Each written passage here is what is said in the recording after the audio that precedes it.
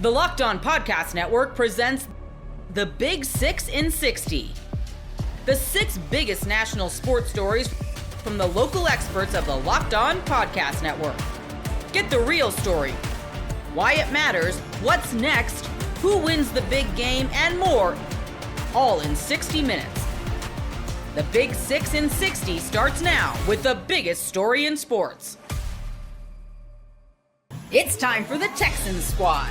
Everything Houston Texans, every week.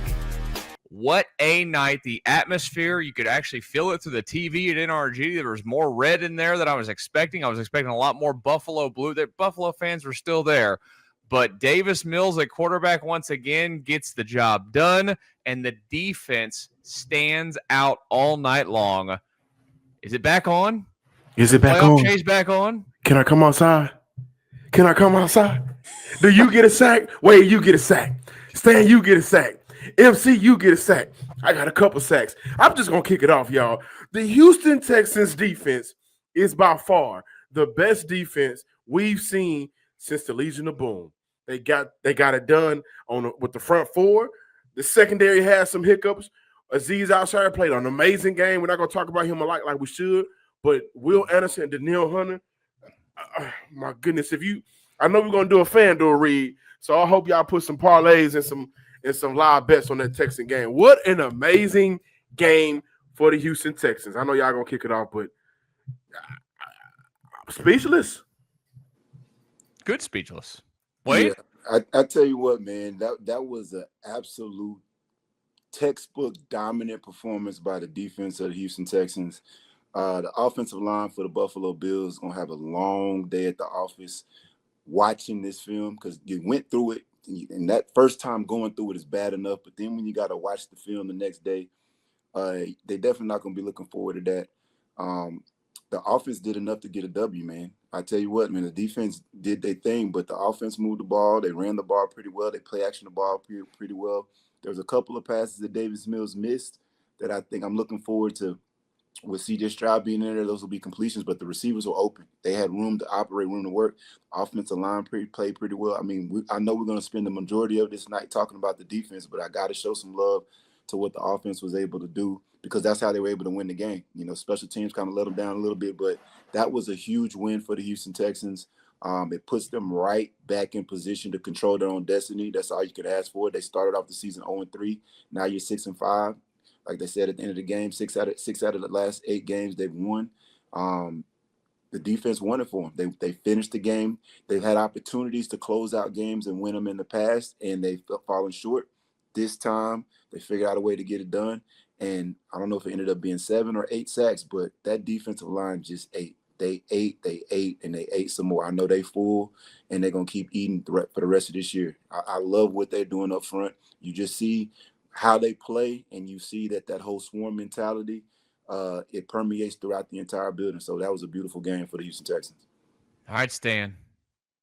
Are they back? You muted. Oh, you're muted, yeah. Hit the button.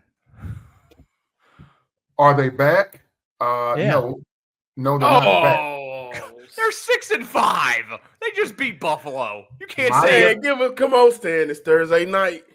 No, y'all doing too much. Calm down. Calm down. I know we're in the entertainment business, but calm down. Let's talk real football here.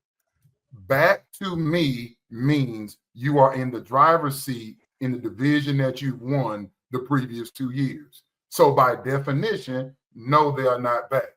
What I will do is tip my cap to the effort that they put forth tonight on national television in the sweet Battle Red unis. I love the all red joint. Them joints amazing.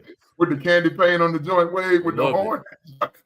Shout out to Primetime for playing Houston music in between the commercial breaks too. Man, listen, whoever produced that tonight, I appreciate what they were doing in the truck. You handled your business. The graphics were right. They had everything ready to go. But I'm going to echo everything you all said and the defensive effort.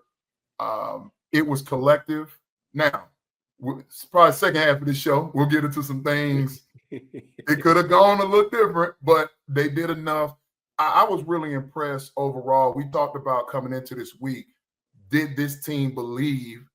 And I said, Davis Mills has done enough the last 2 weeks that the defense believed, if just give us a chance, Davis. With Davis, we can go out here and win it, especially on a fast track in front of our home crowd. And they flew around. I was very curious to see what Joe Brady and that offensive line would do, led by Deion Dawkins, who had his hand full all night with both Will Anderson Jr. and Daniil Hunter. How would they combat the edge play? I was like, you can run. Wade will tell you. I've seen them try and do it to Julius Peppers and other outstanding edge defenders. They used to do it when I was in Dallas to DeMarcus Ware. Sometimes the best way to negate that pass rush and them boys screaming off the edge is to run right at them. I didn't see enough of that from Buffalo. Whatever the game plan was from Joe Brady, clearly Josh Allen got rattled, sacked 8 times. I think he was knocked around 12 total.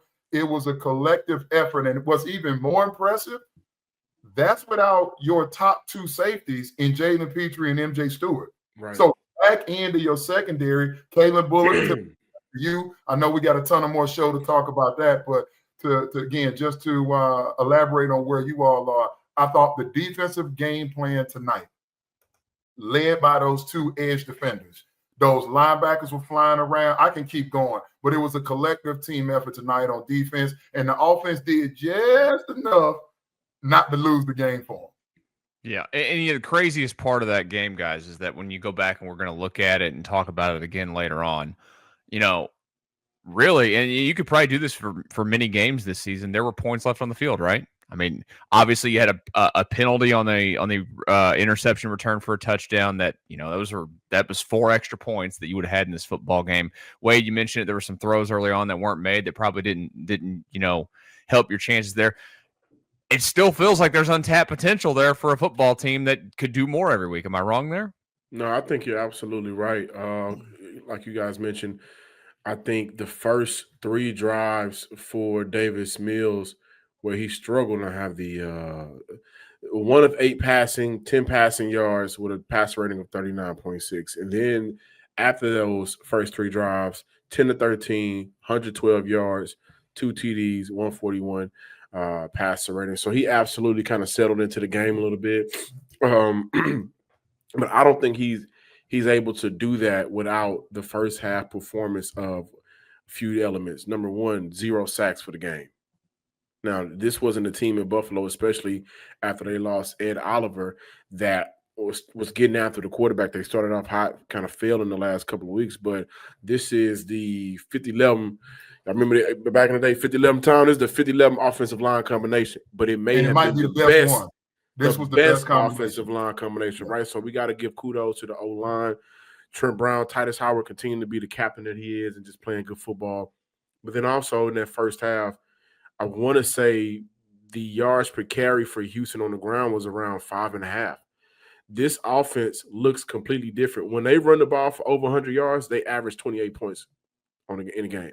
So we look at the element that the offensive line provided for the running back group, and then we also saw how the offense was able to play off the play action game, which helped out Houston a lot in this game. So I thought Davis Mills played well in the first half. I thought the offensive line played well in the first half. I thought Nick Caley was masterful, especially in those last 3 drives in the first half. Overall, when I look at the points that were left out on the board, or like what I like to call the opportunities left out there, you see the difference in between maybe CJ not being out there and then Davis Mills being out there, the pass to Dalton Schultz in the red zone that was underthrown. I think Houston settled for 3 there. And then also the Higgins, when he was wide open a couple of times, you look at the yards left out on the field and what that could have been. But opportunities was left out on the field, yeah. Can we nitpick it? I'm sure we will when we close out the show. You see the difference in the offense with CJ in terms of throws without CJ, but O-line, man, I thought was the difference. Can't ask for better from the offensive line, and kudos to those guys. Yeah. You're muted, Wade.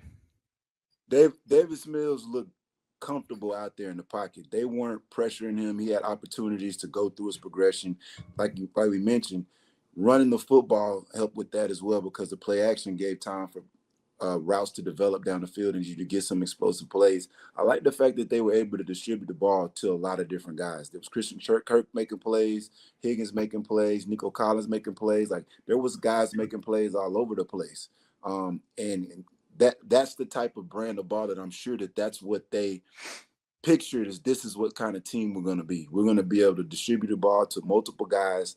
We're going to be able to run the football. I thought Woody Marks and Nick Chubb ran the ball hard. They like a lot of their yards. They were breaking tackles. They were falling forward. It wasn't just that the offensive line played well, because the offensive line did play well. But I like that the running backs ran hard and they got extra yards where they were there to get. So, you know, I know Stan mentioned earlier that the offense did just enough not to lose the game, but I would say this. I thought that the offensive line played, and the offense played the style of game that plays right into what they want to do on the defense side of the ball. Remember, the defense only gave up one touchdown the entire game.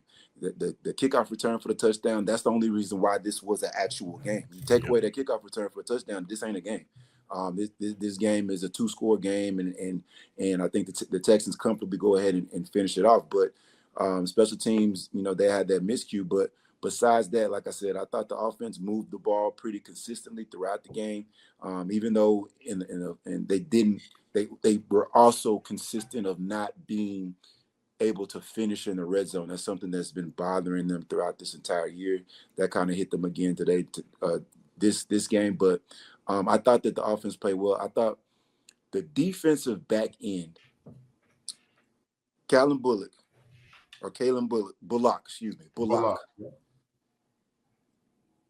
This defense forces turnovers. That kid finds a way to find the ball. He usually is catching the ball.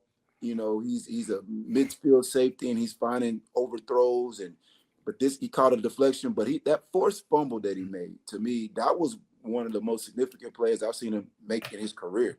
That was going to be a first down conversion for the Buffalo Bills, and he knocks that ball loose, and the Texans come away with the ball. I think they got a field goal in that game. That's the difference in the ball game when you look at it, because that last drive, Buffalo's having to score a touchdown as opposed to kicking a field goal to win it, and they got in range to kick that field goal. So I was just really, really excited with what I saw all the way around. Everything besides the kickoff team, I just thought it was a damn good performance, especially if you relate it back to what you've seen throughout the Texans this year. The offense played one of their better games tonight, and I thought the defense really solidified that they're the best defense in the league with their performance tonight. I feared that this Thursday night game was going to end up resulting like last year's Thursday night game against Detroit. 5 interceptions. The Lions find a way to win that game. 8 sacks today, and then it still goes down to the wire. But when you talk about how they've gotten better throughout the year, Wade, 0-5 in 1-score games up until Seattle. Last 3 weeks with Davis Mills, up until Denver, 3 1-score victories. So you talk about a team that's finding themselves and being resilient and all of those classic cliches. This is what the Houston Texans team is right now. So shout out to DeMeco Ryans and his squad, because they are playing inspired football, and we need to call it that. The 2 interceptions and the 1 forced fumble by Caitlin Bullock back there necessarily show up in the stat sheet. I thought Kamar Lassiter battled. They talked in the broadcast about how he's really a defensive lineman mentality out there on the corner. And you see he's a traditional SEC corner. He's going to be physical in the run game. He's going to be where he's supposed to be. And any of the limitations that were part of his draft evaluation, he has clearly exceeded or played up to his second-round draft selection. So he may not get the gaudy stats like Stingley gets on the other side, but his technique and playing within the confines of the defense, I thought was excellent. Again, especially being down 2 starters, or at least one other starter on the back end there. Well, 2 starters, in Jalen Petrie and MJ Stewart. I want to go back, though, to what I thought was a sneaky play of the game. It was the first drive of Buffalo in the 4th quarter. It was a 9-play, 40-yard drive. The first 4th down conversion that the Texans held them, I thought that was huge. They were really close. I thought if they could have got points there, I figured they were going to get the ball back. And now instead of having to score a touchdown, maybe a field goal would win it for them. But I thought that 4th down was exceptional. I thought the effort from the guys on the inside, Tim Settle, there's Tommy T showing up again. This might have been the best football game I've seen in 2025 from the Texans' interior of that defensive front. Rankins and the boys were all over the place. And it really, when you got those edge guys screaming, but then the inside big boys is cleaning it up, it's really not creating any seams for quarterbacks or running backs to be able. And you saw James Cook was trying to find somewhere to go. Let me get you going to the outside, and then let me come back inside for a little bit, and it just wasn't there. So hats off to the big boys up front on the interior of that D-line cooking as well. The NFL season is rolling along, and FanDuel is making sure you're ready for the weekend with a can't-miss offer. Right now, new customers can bet just $5, and if your bet wins, you'll get $300 in bonus bets to use across the app. I love using FanDuel because it fits how I like to bet in the moment, whether it's building a same-game parlay or even jumping in live as the action unfolds. It's quick, it's easy, and it's the best way to add a little bit more juice to my Sunday. So are you ready to play? Download the FanDuel app now by visiting FanDuel.com to get started. That's FanDuel.com to get started and place your first $5 bet. The Bills got beat up in Houston. You are Locked On Bills, your daily Buffalo Bills podcast. The Buffalo Bills lost to the Houston Texans 23-19 and fall to 7-4 on the season. Very frustrating loss. The Bills made tons of mistakes. It felt like they were overmatched at times, yet they still had a good chance to win this football game and couldn't get it done. There's a lot of questions, a lot of worthy questions about this football team and their consistency and their capacity. And ultimately, there are very real limitations with the Buffalo Bills that make it tough for them to perform consistently well. It's very disappointing to be at this point, and it absolutely feels like the Bills are falling behind in the AFC. And so we will talk about this game. We'll talk some big picture stuff as well. But we got to get into the offense. It was an awful, awful day for the Buffalo Bills offense. Some really, really frustrating sequences. And I absolutely recognize how great Houston's defense is. They are a phenomenal, phenomenal group. Give them credit. They played great. They're a great defense. The Bills' offense struggled big time.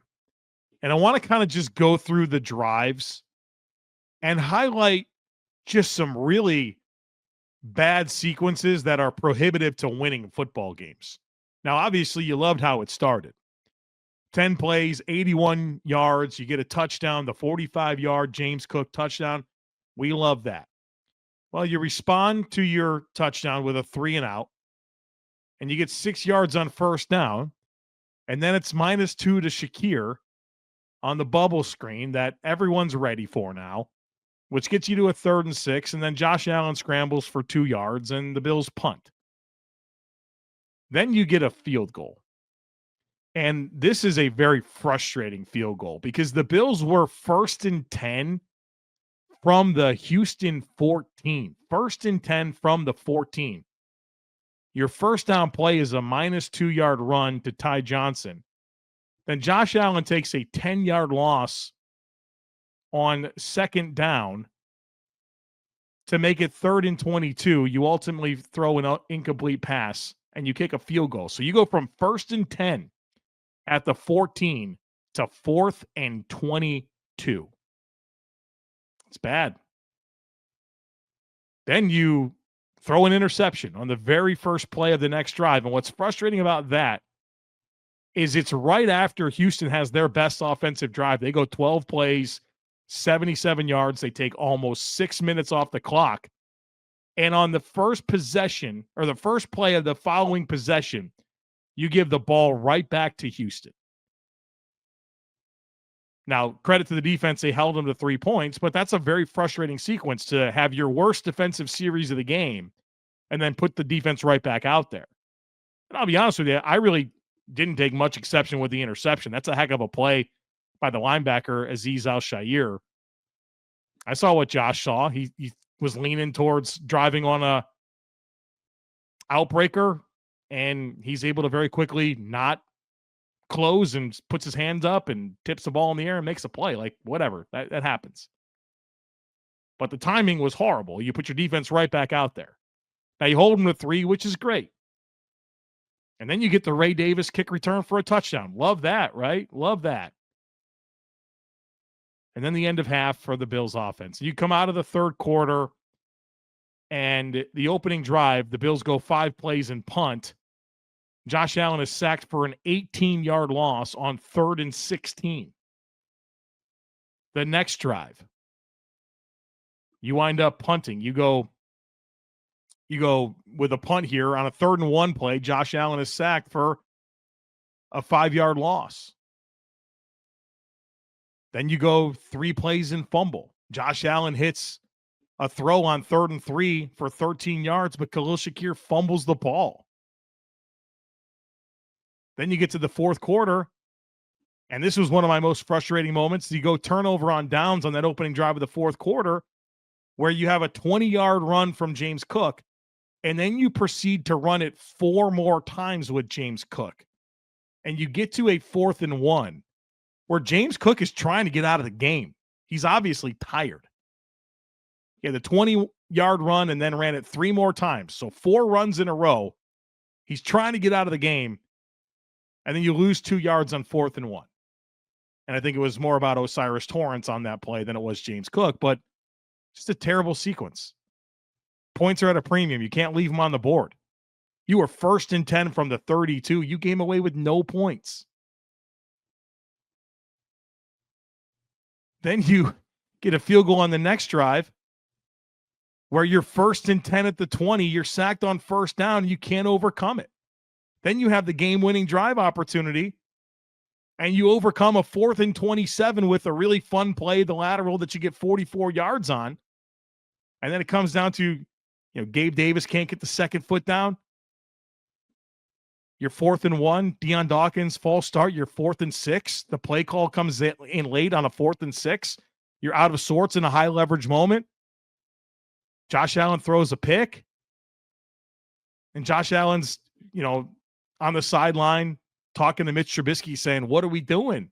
And in the post game, he's talking about how it was rushed. The play call came in and he probably needed to call a timeout. Like, when you're in the most critical moment of the game, your operation is completely unsettled. Your franchise left tackle goes false start on 4th and 1. You're not getting the play call in a timely manner on 4th and 6, like with the game on the line. There's no other play. You don't get it. It's over.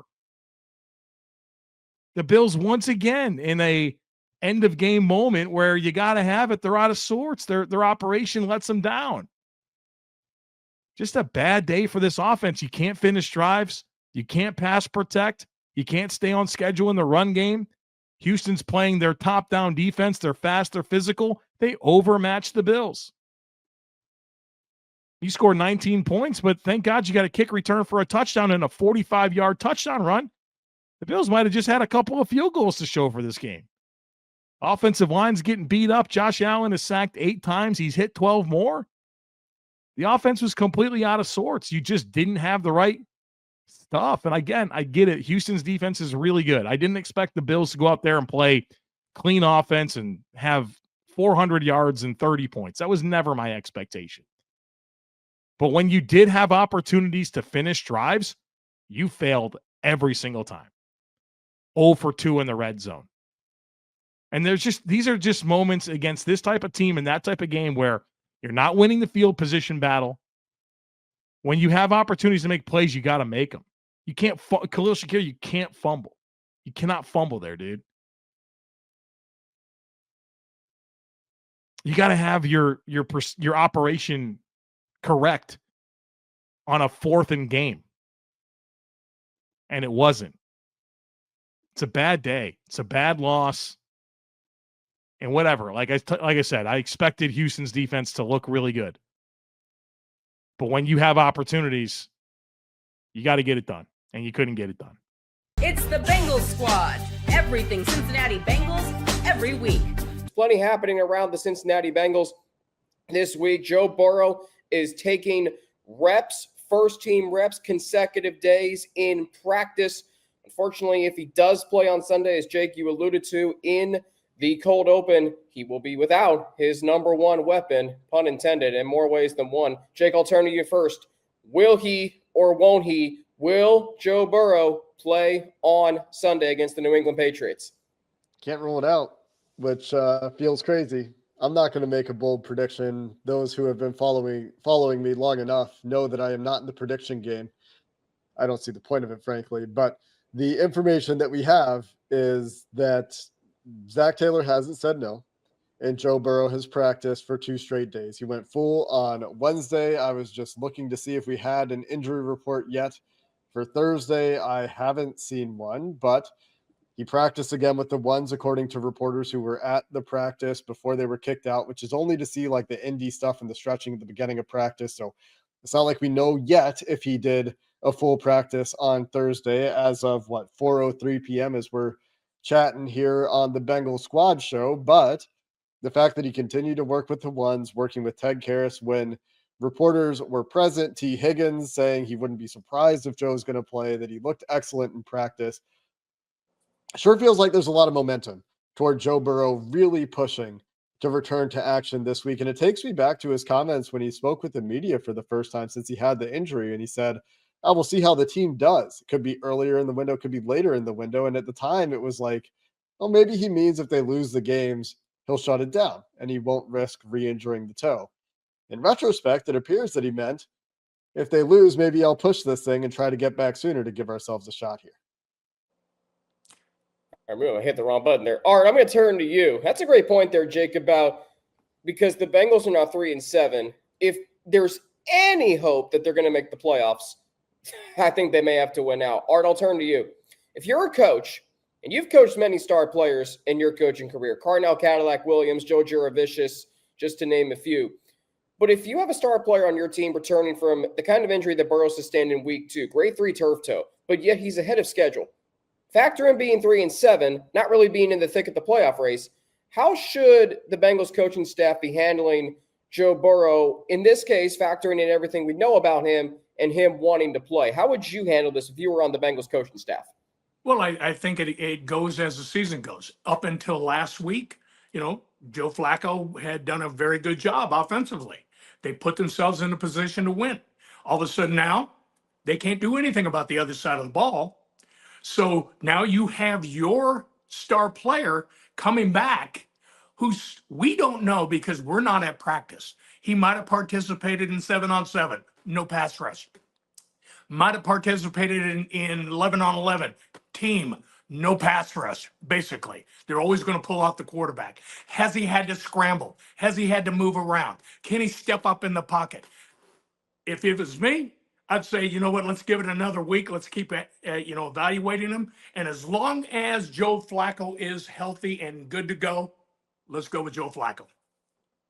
Joe Flacco has been very good, minus last week against Pittsburgh. But when you have a guy like Joe Burrow, who we know who he is at this point in his career, he's been to a Super Bowl, he's been to 2 AFC championships, he's had MVP caliber seasons in 3 of his 5 seasons that he has played. Unfortunately, they're only the 3 full seasons he's played in his career. This season also will not be a full season. This is for both of you. I want to hear from both of you. Jake, you've obviously been around Joe Burrow and this team, being on the Daily Bengals beat. Art, you have watched Joe Burrow from afar. But what you see from Joe Burrow, how commendable is it that A, he's this far ahead of schedule in his rehab, and B, even though the Bengals are 3-7 and this season hasn't gone at all that they expected, he still wants to play and be out on that field for himself, this team, and the city of Cincinnati. Yeah, we talked about this in our last episode of the week on Locked On Bengals, and we might have to do another episode of Locked On Bengals between James and myself this week if there's suddenly an announcement on Friday or Saturday that Joe Burrow is going to start. But if you put yourself in the mindset of Joe Burrow here, Joe Burrow, elite competitor, wants more than anything to win, wants more than anything to be playing meaningful football in the winter. So if you're Joe Burrow and you're looking at your chances here, and you're pretty confident in yourself, I'm one of the best, if not the best, to do what I do in the world. And what I do happens to be the most important position in sports and is most correlated with winning across every sport. And if I'm that good, I think if I'm Joe Burrow, I can win the rest of the games. Of course I do. Of course I think I'm going to go out there and run the table when I return. I've done it before. I've won a bunch of games down the stretch. Of course I can do it again. I don't know how honest that is about his defense and the struggles that they've had on the other side of the ball, as Art alluded to earlier. But if you're Burrow and you want to give yourself a shot to get to the playoffs, it does kind of need to start this week because the Bengals lost to the Jets, because the Bengals lost to the Bears, because the Bengals couldn't figure out a way to beat the Steelers last week and get that AFC North win. Realistically, if you want to give yourself a shot, kind of has to start this week. The other side of this is I wonder how far ahead of schedule Joe Burrow really is. I think this is a fascinating case study to review if the details ever do emerge around what his rehab has looked like and what treatments he's gone through. 63 days or whatever it is removed from this turf toe surgery to return to play in the NFL is pretty insane. I had my own physical therapy appointment this morning for an injury that I'm dealing with and talked to my physio about it. And I've asked him about it a few times just because he's a medical expert and has, the ability to talk about this stuff from a position of expertise. And he was also shocked. So it will be very interesting to see if he does return this week, how he's moving. It'll be interesting to find out what kind of protection he has in that shoe. And I'll be fascinated if he does return this week to just learn about the protocol that's gotten him to a point where he feels like he can go back out there without a severe risk of re-injury, which I hope is the case, because I do think that risk of re-injury is a scary thing. The NFL season is rolling along, and FanDuel is making sure you're ready for the weekend with a can't-miss offer. Right now, new customers can bet just $5, and if your bet wins, you'll get $300 in bonus bets to use across the app. I love using FanDuel because it fits how I like to bet in the moment, whether it's building a same-game parlay or even jumping in live as the action unfolds. It's quick, it's easy, and it's the best way to add a little bit more juice to my Sunday. So are you ready to play?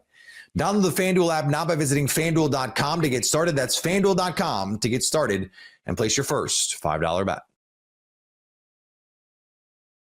We got another historic night to talk about, this time surrounding Tyrese Maxey and how he got on the same stat sheet as Wilt Chamberlain. What? Yes. You are Locked On 76ers, your daily Philadelphia 76ers podcast. 54 points. PG looks more like PG. Justin Edwards doing his thing, especially on the defensive end for the Sixers. But Keith, let's start with this. Obviously, Tyrese Maxey. And I really try not to text you during games because I know you're busy. I know you're hustling. I know you're taking your notes and all that good stuff. But I heard you ask the first question in the press conference, and it was like you and I were on the same page. And you were talking about this on yesterday's show. Tyrese Maxey did not go all out in that fourth quarter against the Raptors, unfortunately. Just got one shot off, no points, blah, blah, blah. You highlighted that Nick Nurse had told him, hey, man, we need you in that fourth quarter. You got to rev it up. Maxey, 16 points in the fourth quarter alone, en route to the 54 career point night for him. Career high 54 points for him last night. Maxey was lighting it up for the Sixers late, Keith, that's for sure. Yeah, exactly. And that's what it is, just be aggressive. The last, and we talked about it. I didn't think that it was a problem of him thinking what he thought was the right play by getting teammates involved. But when you look at the roster, you need Tyrese Maxey overload to score points, and he bounced back. Now, this is the one thing he said in the locker room, too, when he talked about it. He said Nick was right, but Joel Embiid had a stat sheet waiting for him, and he pointed down and said, one shot attempt. You can't do that. And so it was basically Joel reinforced what Nick said, and Tyrese came out and performed well because of that. But yeah, when he's aggressive and everything is going right for him, he's going to get buckets, and they need that. Think about it. 54 points, and it takes you to overtime. So that just tells you how important he is for that team at this particular time. I look at him in the fourth quarter against the Raptors, and I'm thinking, like, where does he go? Like, I understand they're D'ing him up well and all that stuff, But last night, it just looked like he was in constant motion. And that's weird to say, I know, about a guy like Tyrese Maxey, usually in constant motion, but he was getting open, getting off the screens. His teammates did a good job of setting them. He really picked up in transition as well. The alley-oop, for instance, to VJ Edgecombe was something spectacular, and that was more on the defensive side on the assist side of things. But with Maxey last night, 54 points, 9 assists. Only he and Wilt Chamberlain are the only Sixers to be able to do that in franchise history. It was a pretty special night for Maxey to also not only just get his, but also be able to get his teammates involved as well. Yeah, Maxey was funny though after the game because he tried to kind of like downplay it. Like I asked him that. I said, I brought up that you and Wilt were the only ones accomplished. He says, "Great, we won. That's what matters the most." But then another guy wouldn't let him off the hook, and I feel really great for that guy, the guy from AP. He said, "But how does it feel about being in that company?" And Maxey came back and said, "Blessed. I thank God for it. Anytime you're in a conversation with Wilt, who scored 100 points, you can't complain. Nah, bro, you can't." And the funny part is when we talk about it, Maxey talked about how when they played the Toronto Raptors and then when they played the Clippers, as soon as they tipped the ball off, they were face guarding. Like they had a guy up in his face getting physical with him, this and that. I think Doc Rivers is going to regret what they did. They went out and they had a zone. And Maxey was able to maneuver through that zone. Typically, a zone, you have a zone thinking that, it forces guys to, shoot jumpers and do all these other things. And if you can't really shoot, it's kind of like you're going to get exposed, whatever. But Maxey, with his quickness, was able to get to certain spots. They weren't physical with him like the other two teams. And if you're not physical with him, he's going to torch you. And that's what exactly happened. But he was funny, man. He was trying to downplay the stuff about Wilt. Like, dude, before we're talking about Allen Iverson, we're talking about all these other guys. You and Wilt Chamberlain, but we got to win. That's all that matters. You mentioned, the Iverson or Wilt and all that stuff. The side-by-side comparison of Tyrese Maxey right now and Allen Iverson's MVP season, it just works out because they wore the black jerseys last night again. But Maxey is averaging a little bit more than 2 more points per game than AI during his MVP season in 2000-2001. He's averaging about 3 assists more per game. He's averaging 1 more rebound per game. His field goal percentage is 5 points higher. Now, one of the first things I did look last night, what did he have? He had 54 points on, was it 34 shots last night? For some reason that's sticking out. It was 30. He shot 18 for 30. 18 for 30. Okay, thank you. Mm-hmm. Excuse me.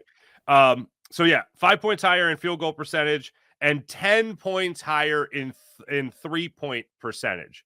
Obviously a different game than it was 24 years ago, but still shooting 42.1% beyond the arc this year. That's what Tyrese Maxey's doing, 42.1 compared to Allen Iverson's 32% from beyond the arc. That's pretty remarkable. That's a hell of a season there. And he is now in sole possession of second place in points per game. And then I also looked at this, Keith. This is something that surprised me. I knew he led the league in minutes. I didn't know that he's the only guy to have over 600 minutes played. He's got 610 minutes played now on the season. The next guy, I think, is Franz Wagner with like 560. Like he has lapped the field, essentially, on how many minutes he has played. I know we've talked about this a lot. With Paul George being healthy, we'll talk about him a little bit more coming up in the next segment. But Paul George working his way back. Hopefully Joel Embiid not too far off. Kelly Oubre is 2 weeks away. Is this just what we can expect for Tyrese Maxey for the season? Or is this just the here and now of waiting to get more guys back healthy? Here's the deal, dude. At this particular point, you got to keep it up. You know what I mean? Like if you're anybody, like let's say if you're somebody that comes in now and you're seeing the type of year that Tyrese is having, you basically like if you start gunning and you start taking the ball out of his hands, people are going to look at you like you're foolish. And last night, Paul George, I asked him about that, about his running the offense and doing things in the half court. And he basically was like, look, man, I'm trying to help Tyrese out. Tyrese does a lot. I'm trying to set things up for him to get easier shots. So I feel like, if this might have been the first couple of games and then all of a sudden everybody else came back and then next thing you know, they're like, hey, we got to do ourselves. But right about now, you got to keep this up. You just have to, because this is his team. And like when we talked about it before, I felt like Paul George would be a guy who was willing to sacrifice some of his individual stuff to help Maxey out. And I think that moving forward, everyone is going to have to do that. And let's talk about that Paul George when we come back. By the way, for the record, I do agree with you. Can't stop, won't stop at this point. And there'll be a game or two or three, maybe down the line, where the Sixers have some kind of 20-point lead in the fourth quarter. And it's like, Maxey, you take the rest of the night off. I think he'll make up some time down the line. But certainly for the here and now, not a good idea.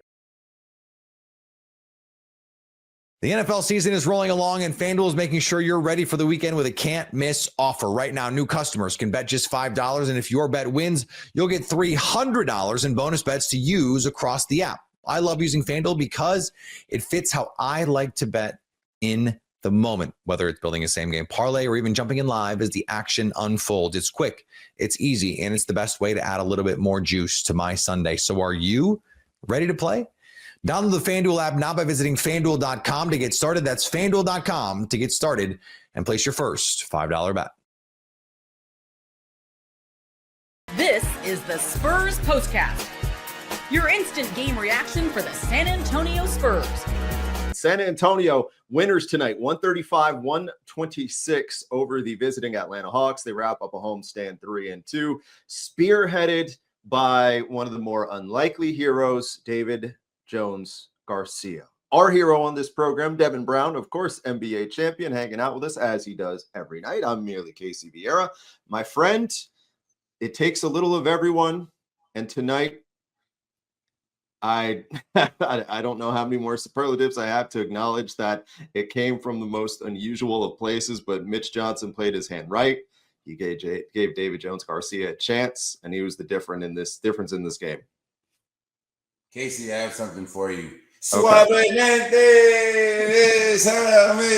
Hey, my guy David Jones was balling tonight. That's all I got to say about that right now. Let's tell them how they did it. This is what you'll be talking about. Oh, nothing like a little Elvis Crespo on a Thursday. All right, so Atlanta led this game by 6 after one quarter of play, but the second quarter is where things change for the better for the Spurs. They go plus 20 in the second quarter, leading by as many as 19. 46 points they actually have in the second quarter, spearheaded by David Jones Garcia, up in that lead up to 19 with his insertion into the game. Energy guy got things going. That deficit ultimately cut to 13, the Hawks did, by the time it hits half. We talked about lack of discipline with this squad at times. There was a lack of discipline coming out of half once again because Atlanta catches fire and they chip into it that much more, and it's a 2-point game after 3 quarters of play. Atlanta takes the lead, and it's a 1-point lead, so it's not a big lead, but the Spurs make the plays when it counts. They make the high-energy plays.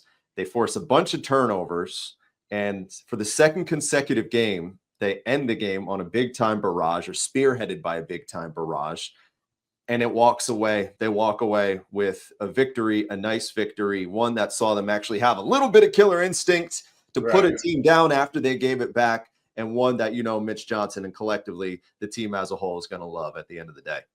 Yeah, in the locker room, you're looking at it like this. Got off to a strong start.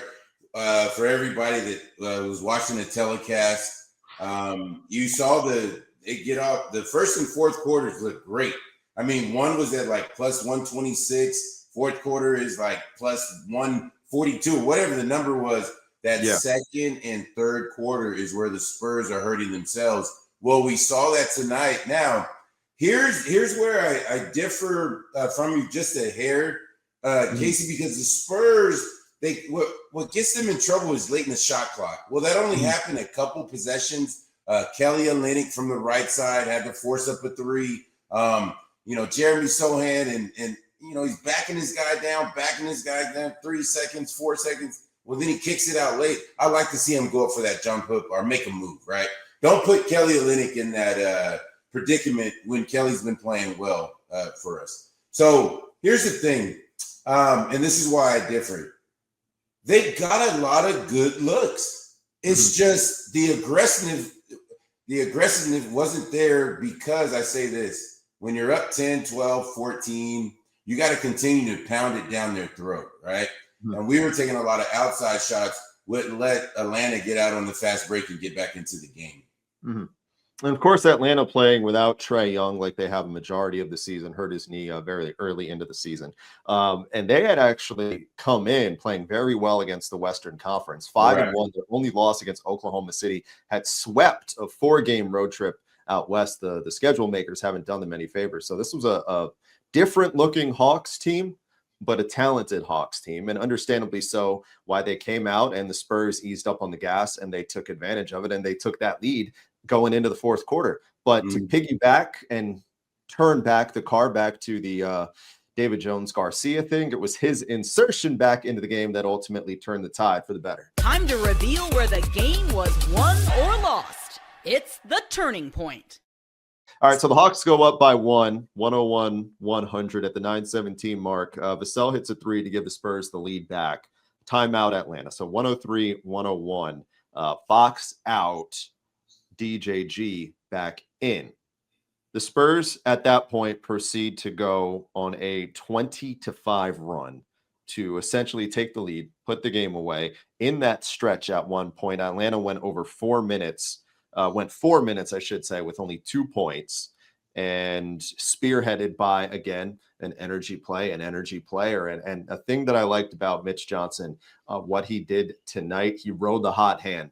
And he saw that was infectious, that, okay, De'Aaron Fox, he's played well. Fox finished with a good line tonight. Oh, no, I'd be remiss not to remember his numbers. I didn't even get into that. Fox, 26, 5 boards, 9 assists. David Jones-Garcia, 12 points, 5 boards, 6 assists, and 3 steals. But he rode the hot hand, Mitch did, and he said, I'm going to ride this out for as long as I can. It's working. This is turning the game right now.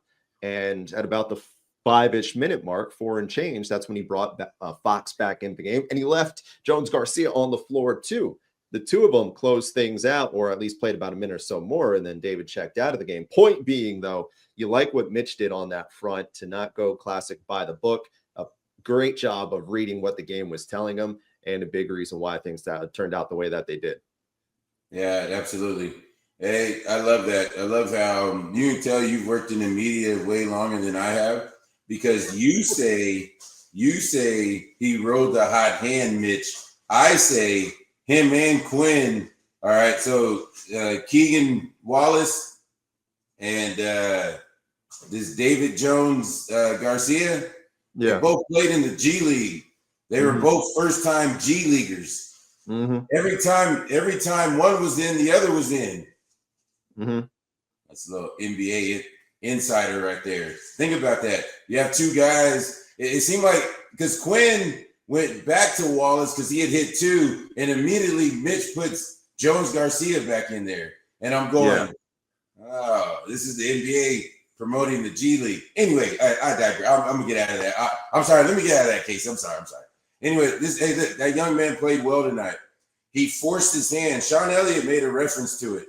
Hey, he's forcing them to play him. Now, I love what they were saying about Jones Garcia. Now he's playing with the first team. He's got to get those guys involved. Yeah, he did that. And then like the next 4 or 5 shots he took, including a step back 3. So, hey, that's confidence right there. Love to see it. Young man played well. Collectively, the team as a whole, they forced what decided this game was the fact that they forced 16 turnovers and they got 25 points off of that because the field goal percentages for Atlanta were fantastic tonight. Right. 57% from the field, 54% from 3. Nickeil Alexander-Walker went off, had 38 on 13 of 17 shooting. He's been off to a nuclear start. It continues. But it speaks to what we've been saying about this team for a little while now. Was that they're especially down. The point is emphasized even more so now down Victor and down Castle. But what we said for a while about this team was that they're going to have to win games with their defense, win ugly, because even with the guys that we know that are supposed to be the playmakers, that offense stagnates in the half court at times, and it hits a rut. And there's points where that offense is really dull, and they need. Well, the point that I'm making, even with the when fully healthy, so you knew they're going to hit that impasse now. But when you're playing defense like that, getting turnovers, getting out on the run, capitalizing on that, that's going to win you games. And it did tonight. Yeah, no, hey, listen, Mitch can draw up all this stuff in the locker room, and I know he does, him and his coaching staff. But you gotta go out there and play, right? You gotta go out there and play. And at the end of the day, it's gonna look like that sometimes, Casey. That's what we had a lot of success when I was there in San Antonio, but there were games where us as players, we'd walk in there and it was like, that was ugly. Mm-hmm. But it's a win. It's better to win than it is to lose, right? So you want everybody to get a grasp of what it is you're doing defensively. At the end of the day, watch film tomorrow and get ready to head to Phoenix. But right now, these last 3 games, you're 3-0, not 0-3. Yeah, and 11-4 on the season. Spurs taking care of business tonight. They finish a 5-game homestand, an eventful one. Ultimately, with a winning record, they go 3-2. Not much more you could ask for at that point, especially after you lose the first 2 games. The NFL season is rolling along, and FanDuel is making sure you're ready for the weekend with a can't-miss offer. Right now, new customers can bet just $5, and if your bet wins, you'll get $300 in bonus bets to use across the app. I love using FanDuel because it fits how I like to bet in the moment, whether it's building a same-game parlay or even jumping in live as the action unfolds. It's quick, it's easy, and it's the best way to add a little bit more juice to my Sunday. So are you ready to play? Download the FanDuel app now by visiting FanDuel.com to get started. That's FanDuel.com to get started and place your first $5 bet. In what feels like more and more as a must-win for the Ducks against USC, these are the guys that have to play well to do it. You are Locked On Ducks, your daily podcast on the Oregon Ducks. So, first guy that I thought of when pondering, all right, which individuals have to step up? And I'm kind of channeling the energy from my individual standout segment here of beyond the obvious. Dante Moore can't turn the ball over 2 or 3 times like he did against Indiana, obviously. But honestly, even if I went to the obvious, I think one of the most important Ducks in this game is Jaden Kennedy. Jaden Kennedy is Oregon's primary nickel this year. They've used some other guys, Dalen Austin and Sione Laulea. I've seen some action there. Laulea's been banged up, but Kennedy's been the go-to guy there, and he's been really good. He has been one of the biggest surprises to me on Oregon's defense in pleasant fashion. Of course, he's played exceptionally well. I think you are going to see a lot of Jaden Kennedy matching up with Makai Lemon. However often Oregon runs man-to-man coverage, I think Lincoln Riley, when you look at what he does with Makai Lemon, their best receiver, who's already got 1,000 yards on the year, and I've talked about a bunch throughout the week, when you look at what he does with Lemon in that offense, he's almost never just lining him up and having him run routes. He will line up just behind the offensive line. He'll be in the backfield. He'll go in motion. They will do anything to get him a free, clean release. And he's almost never lining up out wide from what I see. He does a lot of work from the slot. So if you're thinking going into this game, well, Brandon Finney will shut him down. Finney doesn't play in the slot. He's playing one of the outside corner spots. So Makai Lemon can be a safety blanket. He can be a bailout. He can be a go-to guy. He can borderline. Obviously, Jade Mayava throws the ball well. He can carry an offense. That's the sort of receiver Makai Lemon has been. Go look at their game against Illinois. They lost because their defense couldn't get a stop late. They were almost exclusively just throwing the ball to number 6. They were, by the way, Marcus Mariota is the game day guest picker. I'm stoked about that.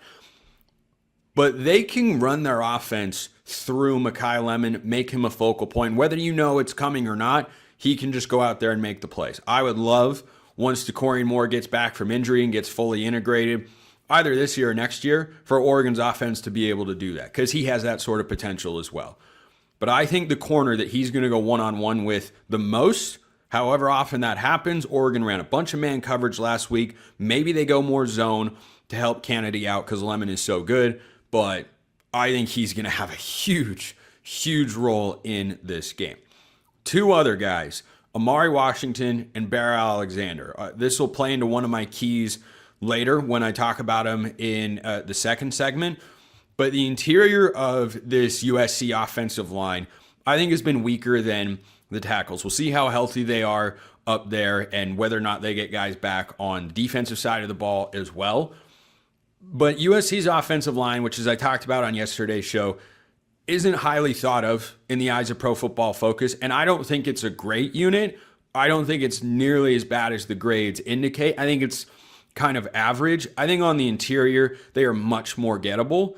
And Bear Alexander and Amari Washington, especially Bear Alexander, going against his old team, I think those guys could be in for a big day. And with the way USC runs the ball with that counter action, if they can be disruptive, I mean, your edge players getting downhill quickly can disrupt counter before the guys can pull into the hole and kick out to create the lane. But if those guys can be disruptive up front, I think that can do a lot of great things for Oregon's defense in this game. So that's a matchup that I'm really curious to see, and those guys will be important. Speaking of individual matchups, the USC defensive line, again, doesn't grade super highly. I think is all right. I don't think they're as good as the offensive line. But one guy who stands out, a way that I always think about it is which guys on USC's offense or defense would start for this Ducks roster, who I think we can all agree is really good and really talented on both sides of the ball. Kamari Ramsey at safety, he'd probably start over Aaron Flowers. I don't think he'd start over Dylan Thieneman, and I love Aaron Flowers, but that's a guy. Mekhi Lemon, Jacoby Lane, especially with where Oregon's receiver room is currently at, those guys would start for the Ducks. Another guy who would have a chance, I don't know if he'd start, but I think he'd be a heavy rotation guy, is Anthony Lucas. Former 5-star recruit, was at Texas A&M. I think he was a part of that number one, historic recruiting class for Texas A&M once upon a time, or one of those classes. He went to USC, either last year or the year before. He is the best edge rusher that USC has. I think he's the best pure pass rusher that USC has. Him against Isaiah World, which is primarily where Lucas plays, they don't shift him around a lot. Tuioti and Uyunglele for Oregon will play on both ends of the line of scrimmage.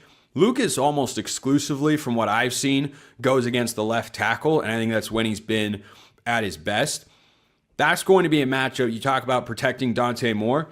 Yes, the interior of the offensive line obviously matters. I feel really good about that group. Iuli played his best game of the year last week against Minnesota at the left guard spot. We know Prenon is great. Another USC transfer up there. Poncho's elite. And then the right tackle spot. Hopefully Janoris Wilson is there for depth, but I feel good about Alex Harkey. But Isaiah World, who's been good this year, I would not say great, against Anthony Lucas, that's a huge matchup. If Oregon's passing game is going to have success the way it did last week against Minnesota, Isaiah World has to hold up when he's one-on-one with Anthony Lucas. And then the last one, and then this goes back to the chess match that is going to be really fascinating to watch in this matchup. Jacoby Lane, unlike Mekhi Lemon, their other great receiver, he's not going to line up in the slot basically ever. He's almost exclusively going on the outside. I'm sure Lincoln Riley and his staff will see what all of us have seen as well, which is Brandon Finney is playing at an All-American level, and the other corner spot has been riding the hot hand and has frankly had some ups and downs. In the last couple weeks, both Ife Obadegwu and Theron Johnson, who have been the other starting corner, they've been just okay. I don't think they've been horrible. At times they've been not great, but they've also had some really good moments too. I think one of those guys is going to have to play well against Jacoby Lane. But when USC wants to throw those fade shots inside the red zone, I think they are going to attack the non-Brandon Finney side of things. And one of those guys, and by the way, it's not limited to the red zone where he's effective. Going up and down the field, these are the two guys that Jaden Maiava wants to throw the ball to. They don't really use their tight ends until they get into the red zone consistently. One of those guys, whether it's Iffy or Theron or both, I'm sure both will play. That's the way it's been all season long. They're going to have to play well because I think you could see Jaden Maiava dropping back and just picking on that side of the field and saying, no, let's just not even mess around with Brandon Finney wherever he is. Let's throw in the other direction. And then, of course, how does Oregon counter? Do they roll a safety over the top? Do they try to get more pressure? Because Lane does a lot of downfield work, not as much in the short yardage situation. So I think those are going to be the most important players. Jaden Kennedy, Amari Washington and Bear Alexander, Isaiah World, and either, but probably both, of Ife Obadegwu and Theron Johnson. If those guys, if they all play well, Oregon's going to be just fine. If, what do I have, 6 players there? If 3 of them play well, I think they have a good chance. If only one of them's playing well, Oregon could have a problem.